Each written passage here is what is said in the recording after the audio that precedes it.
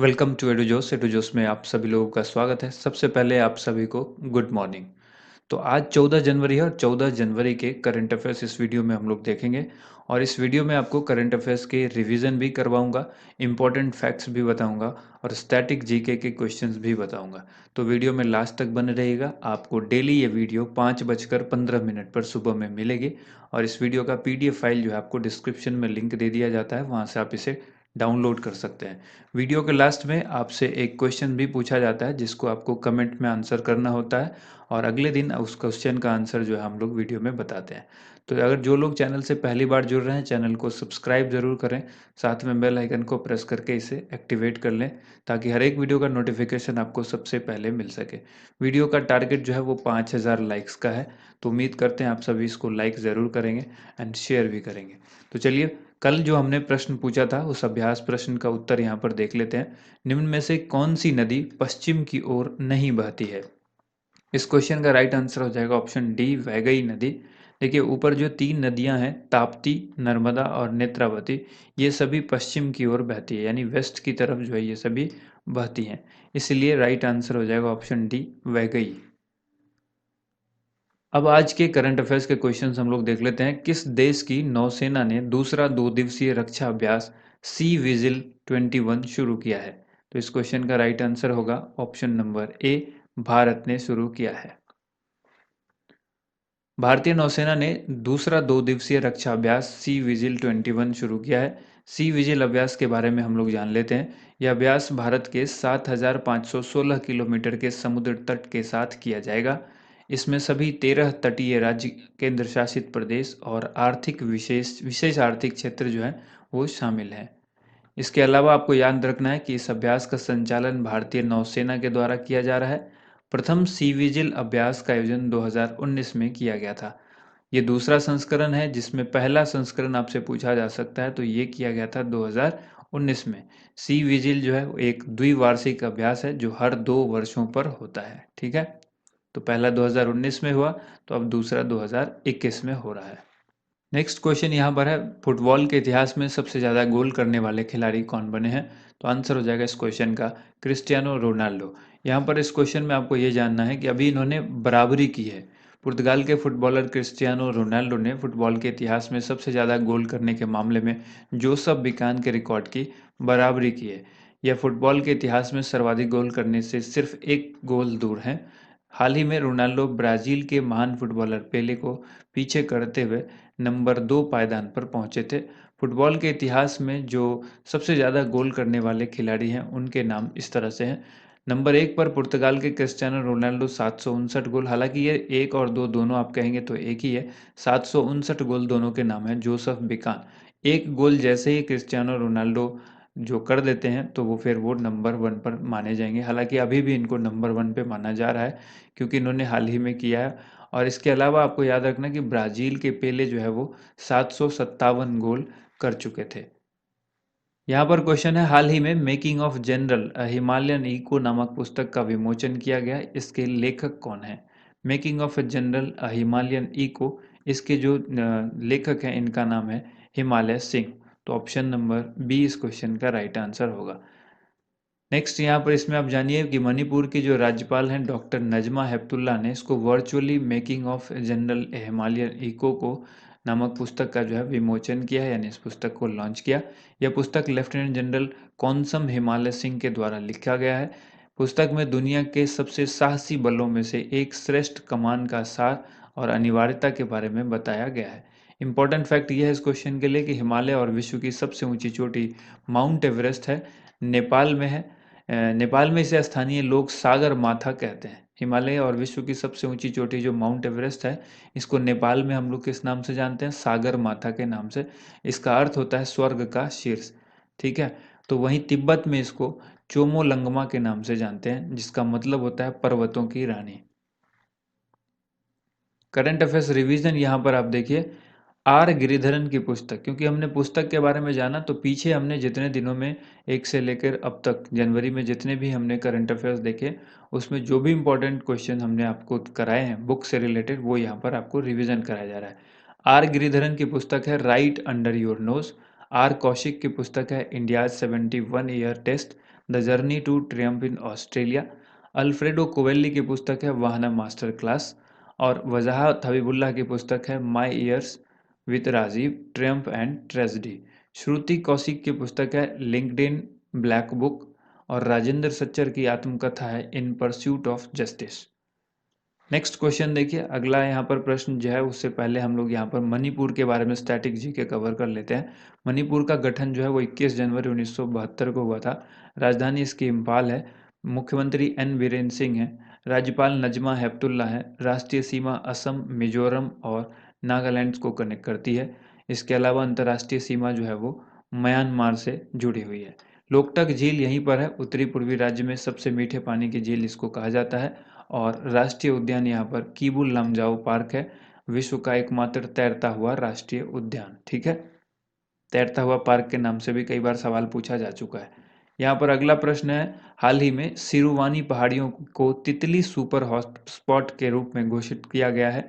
यह किस राज्य में स्थित है? सिरुवानी पहाड़ी को तितली सुपर हॉटस्पॉट के रूप में घोषित किया गया, तो इसका राइट आंसर हो जाएगा तमिलनाडु। नेक्स्ट क्वेश्चन देखने से पहले आप इस क्वेश्चन के बारे में जानिए। हाल ही में तमिलनाडु के कोयम्बटूर जिले में स्थित सिरुवानी पहाड़ियों को नेचर एंड बटरफ्लाई सोसाइटी यानी टीएनबीज के द्वारा तितली सुपर हॉटस्पॉट के रूप में घोषित किया गया है। इसकी घोषणा 6 साल के अध्ययन के बाद की गई है।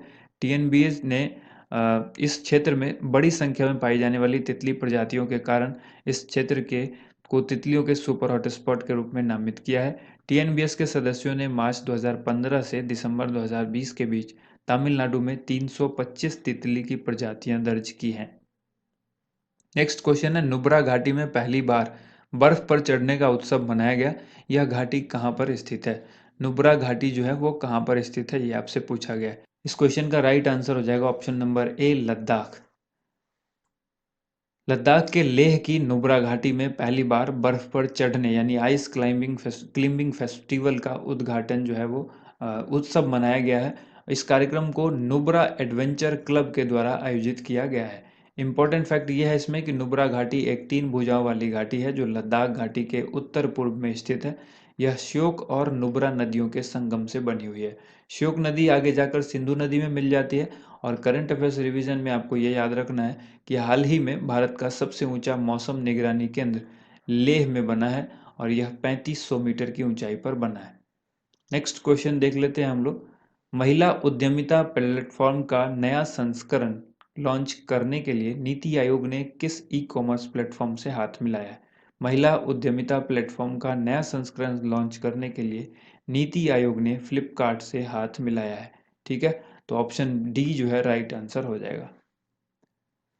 फ्लिपकार्ट ने महिला उद्यमिता प्लेटफॉर्म के लिए नया संस्करण लॉन्च करने के लिए नीति आयोग के साथ हाथ मिलाया। यहाँ पर महिला उद्यमिता मंच को हम लोग WEP कहते हैं, WEP।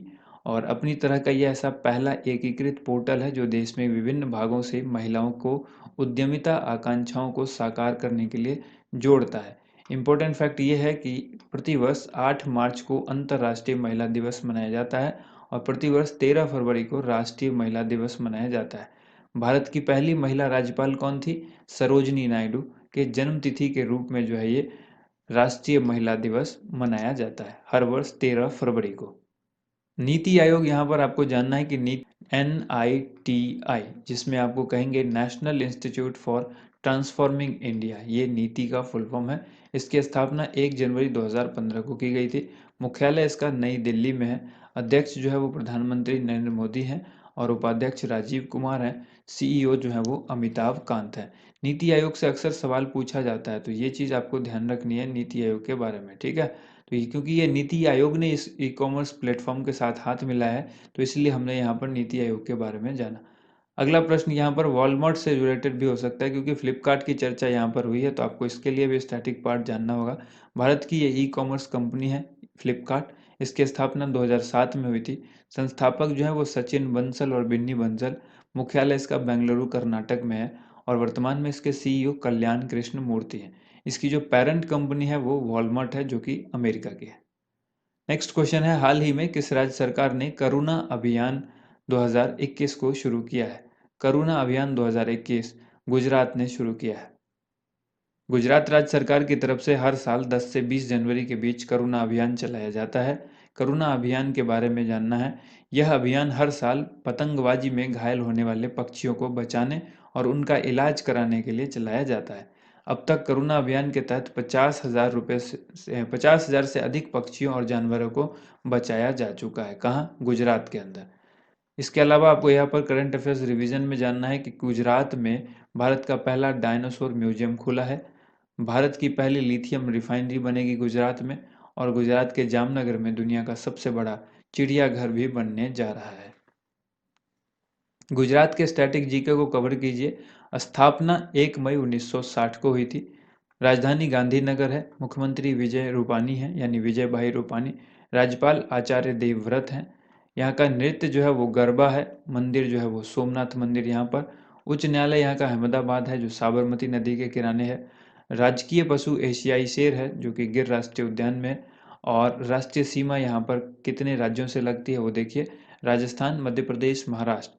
दमन और दीव ये केंद्र शासित प्रदेश, और दादर और नागर हवेली केंद्र शासित प्रदेश। ठीक है, तो यहाँ पर ये दोनों नाम जो है वो एक ही है, तो एक ये यूनियन टेरिटरी हो गया और 3 अलग अलग राज्य हो गए। अंतर्राष्ट्रीय सीमा पाकिस्तान से लगती है। नदियाँ जो है वो साबरमती है, नर्मदा है, ताप्ती है, माही है। ठीक है, ये सारी नदियां हैं जो गुजरात के अंदर हैं। बंदरगाह दीनदयाल बंदरगाह, जिसका पुराना नाम कांडला बंदरगाह था। और 182 मीटर की सरदार पटेल की स्टैचू ऑफ यूनिटी है, जो कि विश्व की सबसे ऊंची मूर्ति भी है यहाँ ये। और सरदार वल्लभ भाई पटेल अंतर्राष्ट्रीय हवाई अड्डा कहाँ पर है? अहमदाबाद में। रानी की वाव जो है वो कहाँ पर है? वो भी गुजरात के अंदर है, जो कि पाटन में है। और इसको, रानी की वाव को, 100 रुपए के नए नोट पर जो है वो बैक साइड पर चित्रित किया गया है। अहमदाबाद देश का पहला विश्व विरासत शहर बना है। और भारत का सबसे बड़ा तटीय राज्य कौन सा है? गुजरात है। और ये गुजरात में लोकसभा की सीट 26 है, राज्यसभा की सीट 11, विधानसभा की सीट 182 है। नेक्स्ट क्वेश्चन है, भारत की आज़ादी के बाद पहली बार पेपरलेस बजट पेश किया जाएगा। इनमें से कौन अनुच्छेद बजट से संबंधित है? बजट से संबंधित अनुच्छेद आपको बताया जा रहा है, पूछा है। और ये पूछा है कि ये बताया जा रहा है कि भारत की आज़ादी के बाद पहली बार पेपरलेस बजट पेश किया जाएगा। तो बजट टर्म यहाँ पर यूज हुआ, इसलिए आपको बजट के अनुच्छेद के बारे में पूछ दिया गया है। तो ऑप्शन सी यहाँ पर होगा राइट, ऑप्शन सी, अनुच्छेद 112। आर्टिकल 112 जो है वो अनुच्छेद से संबंधित है। और इस बार पहली बार भारत में जो है 1 फरवरी को बजट जो है वो पेश किए जाने वाला बजट है। और संसद में 1 फरवरी को पेश किए जाने वाला केंद्रीय बजट जो है 2021 का, मौजूदा कोरोना वायरस महामारी के मद्देनजर पूरी तरह से पेपरलेस होगा, यानी कागज रहित होगा। आज़ादी के बाद यह पहला मौका होगा जब बजट की प्रति नहीं छपेगी। बहुत इंपॉर्टेंट सवाल है, इस क्वेश्चन को याद रखिएगा। भारतीय संविधान के अनुच्छेद 112 में यूनियन बजट का उल्लेख वार्षिक वित्तीय विवरण के रूप में है। और इम्पॉर्टेंट पॉइंट ये भी है कि देश में अब तक के सबसे ज़्यादा बार आम बजट पेश करने का रिकॉर्ड भारत के पूर्व प्रधानमंत्री मोरारजी देसाई के नाम है। इन्होंने अब तक जो है वो 10 बार जो है इन्होंने बजट पेश किया था, जो अब तक का सबसे ज़्यादा बार बजट पेश करने वाले कोई पहले व्यक्ति हैं, जिनका रिकॉर्ड जो है ये दर्ज है। पूर्व प्रधानमंत्री मोरारजी देसाई 10 बार इन्होंने बजट पेश किया है। ठीक है, नेक्स्ट क्वेश्चन है, आईसीसी की बोर्ड बैठकों के लिए किसे बीसीसीआई का आधिकारिक प्रतिनिधि चुना गया है? आईसीसी की बोर्ड बैठकों के लिए बीसीसीआई का आधिकारिक प्रतिनिधि जय शाह को चुना गया है। तो ऑप्शन बी इस क्वेश्चन का राइट आंसर हो जाएगा। अंतर्राष्ट्रीय क्रिकेट परिषद यानी आईसीसी की बोर्ड की बैठकों के लिए जय शाह को भारतीय क्रिकेट कंट्रोल बोर्ड यानी बीसीसीआई का आधिकारिक प्रतिनिधि चुना गया है। वह बीसीसीआई अध्यक्ष सौरव गांगुली का स्थान लेंगे, जो इस समय आईसीसी बोर्ड के भारत का प्रतिनिधित्व कर रहे थे, लेकिन उन्हें हाल ही में दिल की बीमारी के चलते अस्पताल में भर्ती होना पड़ा था। इम्पोर्टेंट फैक्ट यह है कि आईसीसी की स्थापना 1909 में इंपीरियल क्रिकेट सम्मेलन के रूप में की गई थी। 1965 में इसका नाम बदलकर अंतर्राष्ट्रीय क्रिकेट सम्मेलन कर दिया गया। 1989 में इसका वर्तमान नाम जो किया गया वो अंतर्राष्ट्रीय क्रिकेट परिषद है। Board of control for cricket in India, ये बीसीसीआई का फुल फॉर्म है, board of control for cricket in India. स्थापना 1928 में हुई थी। मुख्यालय हेडक्वार्टर जिसको कहेंगे मुंबई महाराष्ट्र में है। अध्यक्ष सौरव गांगुली है। उपाध्यक्ष राजीव शुक्ला है। सेक्रेटरी जो है वो जय शाह है। पुरुष कोच की बात करें तो रवि शास्त्री, और महिला कोच की बात करें तो डब्ल्यू वी रमन, जो कि बीसीसीआई के कोच हैं, महिला कोच हैं। इसके बाद देखिए इंटरनेशनल क्रिकेट काउंसिल को भी जानिए, आईसीसी। इसकी स्थापना 1909 में हुई थी। मुख्यालय इसका दुबई यानी यूएई संयुक्त अरब अमीरात में है।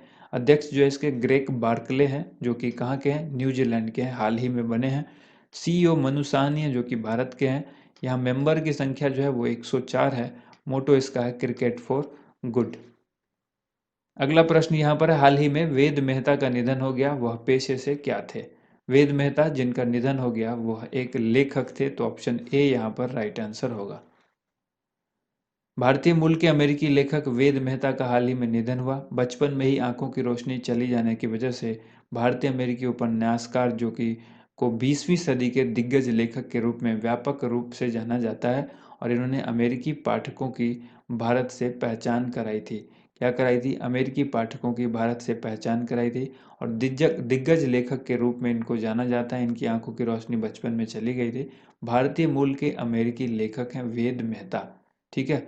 अब बढ़ते हैं आज के प्रश्न की तरफ। आज मैंने आपसे प्रश्न पूछा है, 7 पर्वतों का नगर किसे कहा जाता है? 4 ऑप्शंस आपके सामने हैं। अभ्यास प्रश्न का आंसर जो आपको कमेंट बॉक्स में करना है, 7 पर्वतों का नगर किसे कहा जाता है?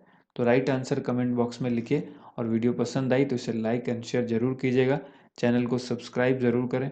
Thank you so much. आप सभी लोगों का वीडियो देखने के लिए बहुत बहुत धन्यवाद।